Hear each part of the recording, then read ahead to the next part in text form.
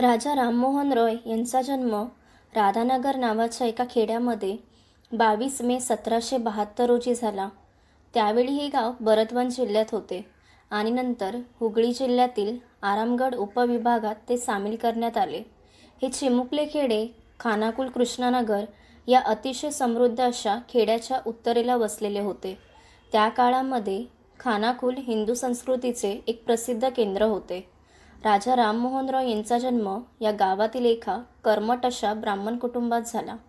राजा राममोहन रॉय यांचे पिता रमाकांत रॉय एक कर्मठ परंपरावादी आणि हिंदू धर्मशास्त्राचे काटेकोर पालन करणारे गृहस्थ होते. माता तारिणी देवी एक कुशाग्र, बुद्धिमान आणि दृढ निश्चयी महिला होती. तारिणी देवी यांना 2 मुले राममोहन व जगमोहन. प्राथमिक शिक्षणाचे धडे आपल्या गावातील शाळेतच गिरवताना राजा राममोहन रॉय यांनी एका मौलवीच्या मार्गदर्शनाखाली फारसी भाषेचा अभ्यास केला. यानंतरच्या शिक्षणासाठी त्यांना पटना या शहरात पाठवण्यात आले.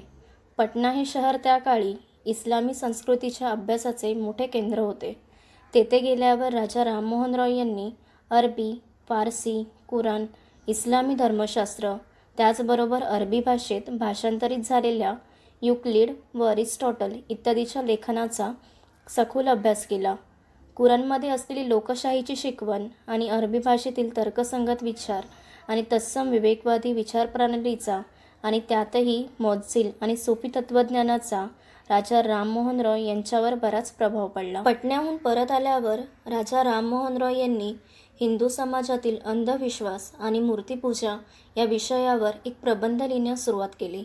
याबाबतीत अत्यंत कर्मठपणा असणाऱ्या त्यांच्या वडिलांनी त्यांना तात्काळ घर सोडून जाण्याचा आदेश दिला. राजा राममोहन रॉय यांनी घर सोडले आणि त्यांची भटकंती सुरू झाली. या भटकंतीदरम्यान त्यांनी तिबेटला भेट दिली. बौद्ध धर्मात घुसलेल्या मूर्तिपूजेवर टीका केल्याने तिबेटमध्ये राजा राममोहन रॉय यांनी तिबेटी लामाचा रोष ओढून घेतला. काही वर्षे भ्रमंती केल्यावर शेवटी राजा राममोहन रॉय वाराणसीला आले. तेथे त्यांनी कित्येक वर्ष हिंदू तत्त्वज्ञानाचा अभ्यास केला.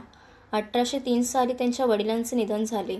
त्यानंतर अल्पावधीतच राजा राममोहन रॉय मुर्शिदाबाद येथे आले. तेथील वास्तव्यात त्यांनी तुअफात उल मुवहिद्दीन, एकेश्वर वाद्याला भेट हा निबंध फारसी भाषेत लिहिला. या दरम्यान त्यांनी ईस्ट इंडिया कंपनीच्या महसूल विभागाची नोकरी पत्करली. भागलपूर, रामगढ आणि इतर ठिकाणी नोकरी केल्यानंतर ते उत्तर बंगालमधील रंगपूर या गावी 1809 मध्ये मिस्टर जॉन डिंगबी या महसूल अधिकाऱ्याचे सहाय्यक म्हणून रुजू झाले. 1809 ते 1814 या रंगपूर येथील वास्तव्यात त्यांनी आपला फावला वेळ गाढा अभ्यास आणि चर्चेसाठी लावला. रंगपूर हे गाव त्या काळी एक प्रकारे सर्व धर्म आणि जातींच्या लोकांचे होते, जेथे मुसलमान आणि जैन इत्यादी व्यापारानिमित्त एकत्र येत असत. त्यांच्या संपर्कामुळे राजा राममोहन रॉय यांनी जैन धर्माच्या कल्पसूत्र आणि इतर धार्मिक ग्रंथांचा अभ्यास केला. रंगपूर येथे असताना डिंगबी यांनी इंग्लंडमधून आणलेली सर्व वर्तमानपत्रे आणि मासिके वाचण्याची राजा राममोहन रॉय यांनी सवयच करून घेतली. यामुळे एकीकडे त्यांचे इंग्रजी भाषेवरील प्रभुत्व वाढण्यास मदत झाली, तर दुसऱ्या बाजूला त्यांच्या युरोपच्या राजकीय क्षेत्राच्या ज्ञानामध्ये मोलाची भर पडली. श्री डिंगबी 1814 मध्ये भारत सोडून गेले. यानंतरच राजा राममोहन रॉय यांनी ईस्ट इंडिया कंपनीतील प्रदीर्घ सेवेचा राजीनामा दिला आणि ते कलकत्त्यामध्ये स्थायिक झाले. सन 1815 मध्ये राजा राममोहन रॉय यांनी आत्मीय सभा नावाच्या एका सभेची स्थापना केली. या संघटनेद्वारे त्यांनी कलिनिझम अर्थात मुलींची विक्री प्रथा व जाती संस्था यांच्या विरोधात जोरदार आंदोलन चालवले. याच संस्थेमार्फत राजा राममोहन रॉय यांनी स्त्रियांना त्यांच्या वडिलांच्या संपत्तीत व नवऱ्याच्या संपत्तील हक्काबाबत मान्यता मिळवण्याचे कार्य अविरतपणे सुरू केले. या सभेचा शेवट 1819 मध्ये झाला. हिंदू धर्मसभेने सुद्धा राजा राममोहन रॉय यांच्या कडवेपणाने विरोध केला, पण राजा राममोहन रॉय यांनी स्पष्टपणे सांगितले, हिंदू धर्मावर मी कधीच प्रहार केले नाहीत. माझा विरोध हा अंधविश्वास आणि धर्मांधतेला आहे. सतीप्रथेच्या निर्मूलनासाठी ते जेव्हा अथक परिश्रम घेत होते, तेव्हा धर्मसभेने त्यांचा कडाडून विरोध केला. पण या सुयोग्य प्रयत्नातही सतीची चाल केवळ राजा राममोहन रॉय यांच्या अलौकिक प्रयत्नामुळे नामशेष झाली. राजा राममोहन रॉय यांचे पहिले गद्यलेखन 1815 मध्ये वेदांत सूत्र या नावाने प्रसिद्ध झाले. हे पुस्तक खऱ्या अर्थाने पूर्णपणे बंगाली होते. राजा राममोहन रॉय यांनीच रचलेल्या बंगाली गद्यलेखनाच्याच भक्कम पायावर पुढे बंकिमचंद्र चटर्जी व रवींद्रनाथ टागोर यांनी उच्च कोटीच्या गद्यलेखनाचे मजले चढविले. डिसेंबर 1821 पासून राजा राममोहन रॉय यांनी संवाद कौमुदी नावाचे एक बंगाली भाषेतील साप्ताहिक सुरू केले. या नियतकालिकाच्या एका अंकामध्ये त्यांनी सरकारला आवाहन करणारा लेख लिहिला. आर्थिकदृष्ट्या कमकुवत असलेल्या हिंदूंच्या मुलामुलींना निःशुल्क शिक्षण मिळवण्याची व्यवस्था केली पाहिजे असे त्यात म्हटले होते. जेव्हा कंपनी सरकारने संस्कृत पंडितांच्या देखरेखीखाली चालणाऱ्या संस्कृत पाठशाळा स्थापन करून ज्ञानदानाचा निर्णय घेतला, तेव्हा राजा राममोहन रॉय यांनी त्या निर्णयाला विरोध केला. भौतिकशास्त्र, रसायनशास्त्र, गणित इत्यादीसारखे मूलभूत विज्ञानाचे विषय शिकवणे आवश्यक आहे असे त्यांचे मत होते. राजा राममोहन रॉय यांनी 1822 एका इंग्लिश हायस्कूलचा शुभारंभ केला. देवेंद्रनाथ टागोर हे या शाळेचे विद्यार्थी होते. इतर शाळांमधून विज्ञानासाठी इंग्रजी माध्यम असताना इथे तो विषय बंगालीतून शिकवला जात असे. पण बंगाली लोकांसाठी बंगाली भाषेचे व्याकरण बंगालीमध्येच लिहिण्याचा पहिला प्रयत्न राजा राममोहन रॉय यांनी केला. इंग्लंडला जाण्यापूर्वी राजा राममोहन रॉय यांनी गौंडीय व्याकरण हे बंगाली भाषेच्या व्याकरणाचे पुस्तक लिहिले. हिंदू, बौद्ध, इस्लाम आणि ख्रिश्चन या 4 जागतिक धर्मांचा तौलनिक अभ्यास करणारे राजा राममोहन रॉय हे पहिले तत्त्वचिंतक होते.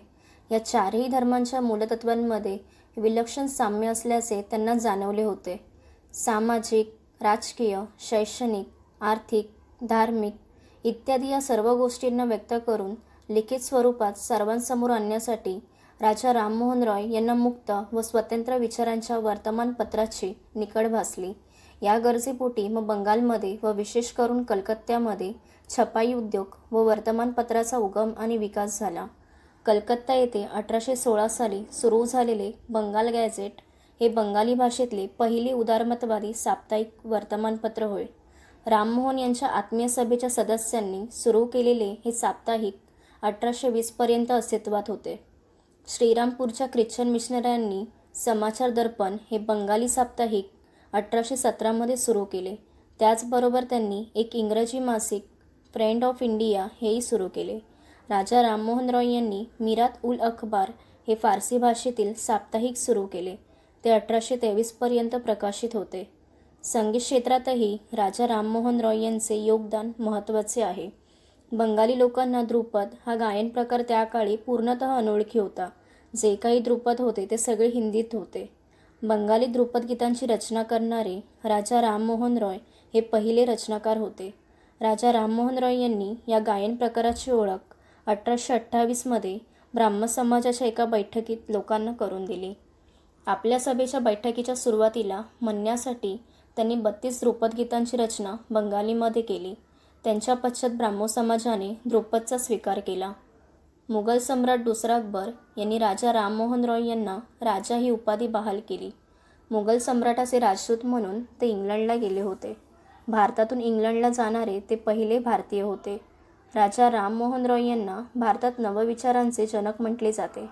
सेंट जेम्सच्या राजवाड्यात 7 सप्टेंबर 1831 रोजी राजा राममोहन रॉय यांना चौथा किंग विल्यम याची भेट घेण्याची परवानगी मिळाली. त्यानंतर किंगने लंडन ब्रिजच्या उद्घाटन समारंभासाठी आयोजित केलेल्या शाही मेजवानीसाठी राजा राममोहन रॉय यांना आमंत्रित केले. राजा राममोहन रॉय यांची प्रकृती अत्यंत दणकट होती, पण अतिपरिश्रम व आर्थिक चिंतेने त्यांची प्रकृती खालावत गेली. लंडन सोडून राजा राममोहन रॉय यांनी ब्रिस्टलला जावे असा त्यांच्या हितचिंतकांनी आग्रह धरला. ब्रिस्टलमध्ये राजा राममोहन रॉय यांचे डॉक्टर लँड कार्पेंटर नावाचे एक मित्र होते. मित्राच्या सहवासात त्यांना बरे वाटले, पण 19 सप्टेंबर रोजी अचानक त्यांचा आजार बळावला.